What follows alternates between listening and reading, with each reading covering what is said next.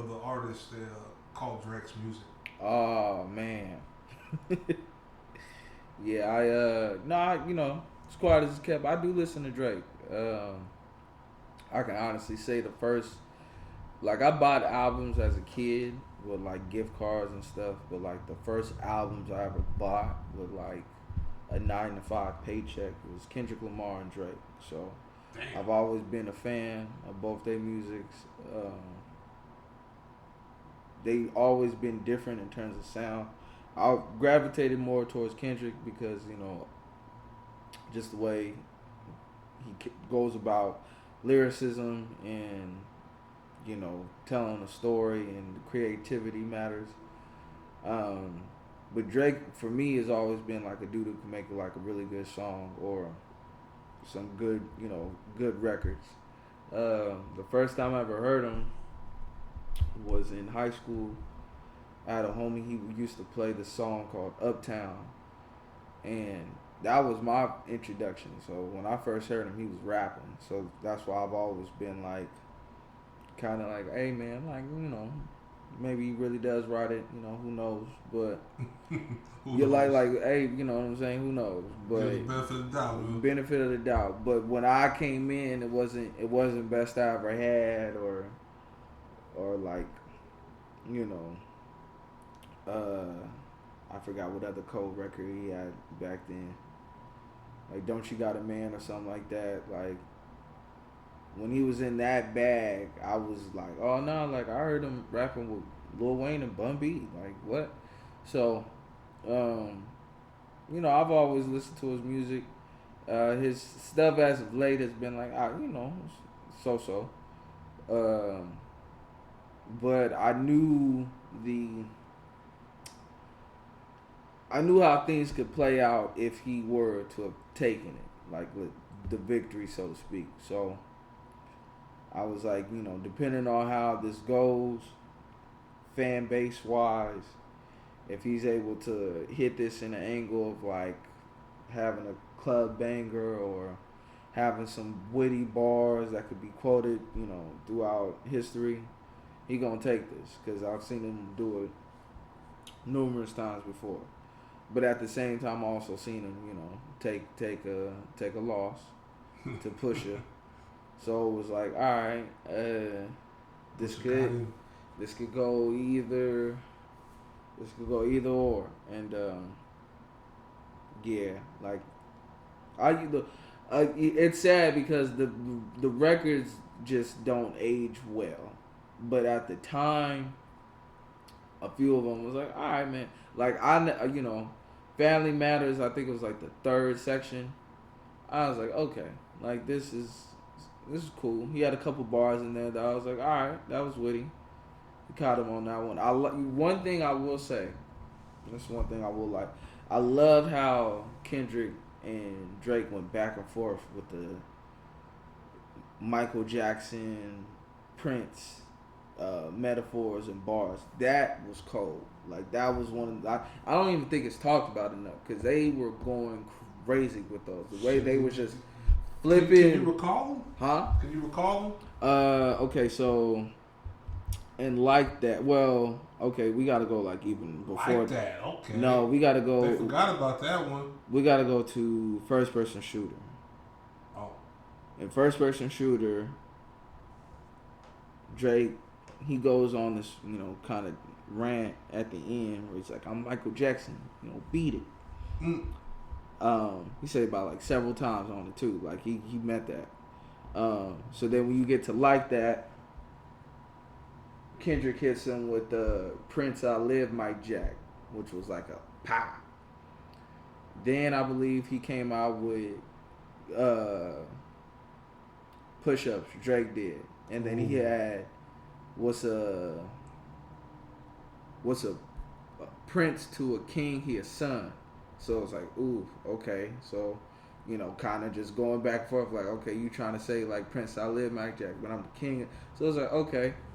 All right. Then I think like he may have had one in the Tupac record, the little two AI shit. But I know by the time Euphoria comes out. That's when he had the All My Sons. What'd he say? I got all my sons with me, like Michael and Ben or something like that, or like Mike Ben or Joe Jack or something like that. But he basically said like I'm Joe Jackson, which was like a play on like I'm Michael's daddy, nigga. So like, bruh, like if you really want to play this shit, nigga, I'm the reason why that, you know, like if you know with that one. And I thought that was like okay, but just the, you know, I'm paraphrasing because they really went like crazy in these. Yo, you caught that bars. one like goddamn Johnny Bench. No, man, I'm the call off Jerry Rice. Like I'm paraphrasing because I know I'm missing. No, I know you paraphrasing, but I kind of forgot that part. But they were shooting at each other, and it was just witty because they was like really trying to one up the like ape like nigga I'm Michael Jackson, like nigga I'm out here like Prince, like no nigga I'm like, and it was just like. And see the thing is, I want to give Drake credit on that, but I know he got a ghostwriter. So, and that, you know. So I'm kind of like his default. He got that New England Patriots asterisk. Hey, man. He got them gates. Yeah, he got the Spy Gate, the Drake Gate. You know what I'm saying? He got them gates, man. Dot Gate. Dot Gate didn't work. That operation. Oh, bruh.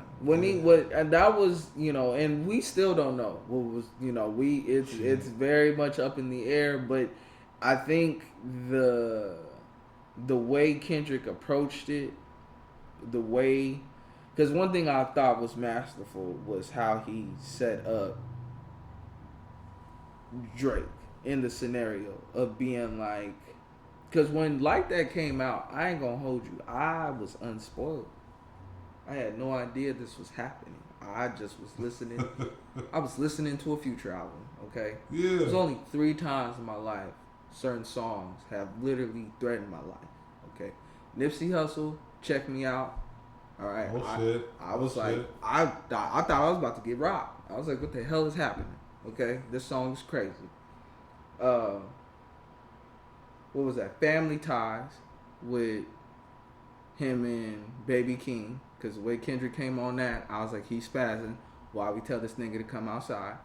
And then Like That. Because I had no idea that was happening. I played that Future album off the strength of one song, which was Type Shit. And I was like, oh, okay, that was cool.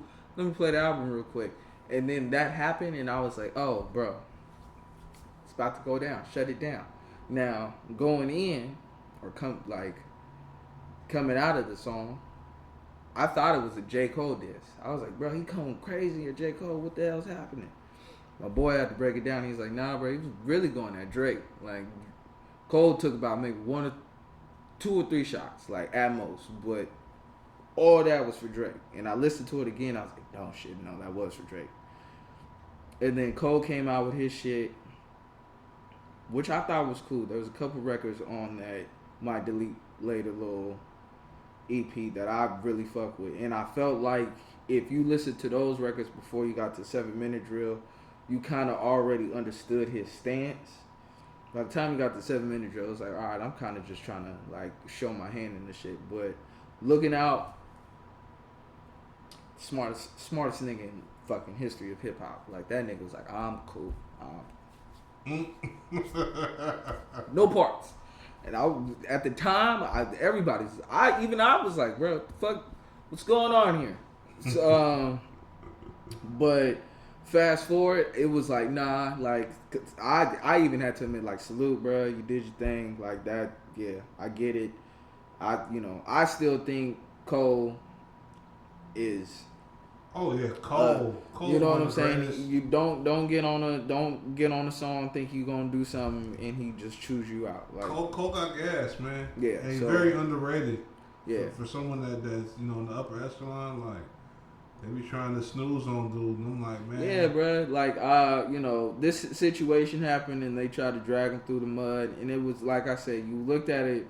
Well, you're pretty sure that somebody probably had a talk like, "Hey, man, it ain't even about word on the street is Schoolboy Q got in his ear because they was at the Dreamville Fest at that time, and he was performing. Word in the street is he got in his ear was like, "Hey, bro, it ain't that type of like we rapping like how you think. Because I think what the thing about Cole is I think he's an honorable rapper. Like I'ma treat this like the sport of the bar for bar element of this. Like we gonna rap. I'm gonna get on the song and I'm gonna outgas you.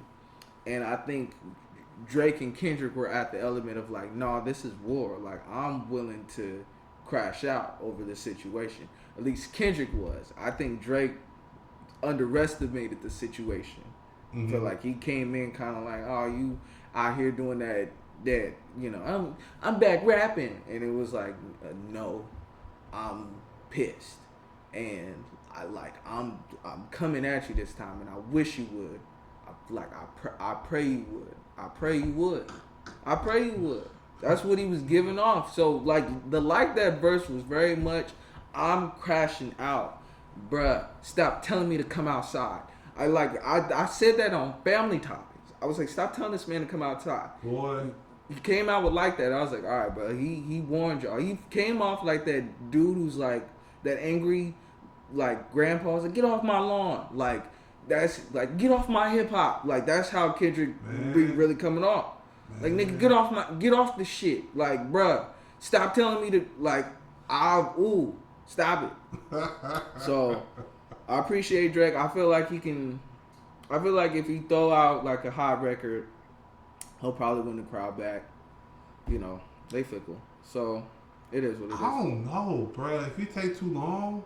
I don't even think it's a too long shit. Because then y'all can't, okay, this is where, as the people, we can't be biased and be like, you can't take too long. Because y'all niggas said that about Kendrick. And then nigga, don't tell me to come outside. Kendrick didn't take too long, though. No, I'm saying I mean, he took a long while. I'm saying in terms of like career status, y'all was saying he'd be taking too long making records. Oh, I thought you were talking about with the responses. Nah, Drake, right now, if Drake really wanted to respond, I'd rather come out with an album. Don't come out here with no sidetrack, because it's like, hey, bro, we passed that. But you know what? You should just come out with an album. We already know that he's been accused of colonization and shit. Oh, bro. So, find another style, come out with an album. Don't even say nothing about the shit. We already know you took the L. If he does that, it's like, okay. We already know you took the L. We move past it. Yeah, you know what I'm saying? We're in the day and age now, and it's hard to be a one-hit wonder. Mm-hmm, mm-hmm. We're in the day and age now where it's like you get enough little steam about yourself. You get enough. They'll be overdosing. You get enough social media about yourself. You be cool. Yeah. You know what I'm saying? We have legends in the game now who shifted their careers, and you know they came out with one or two singles. So it is what it is. Yeah. Well, you already know. A hoe had to go and tell me though.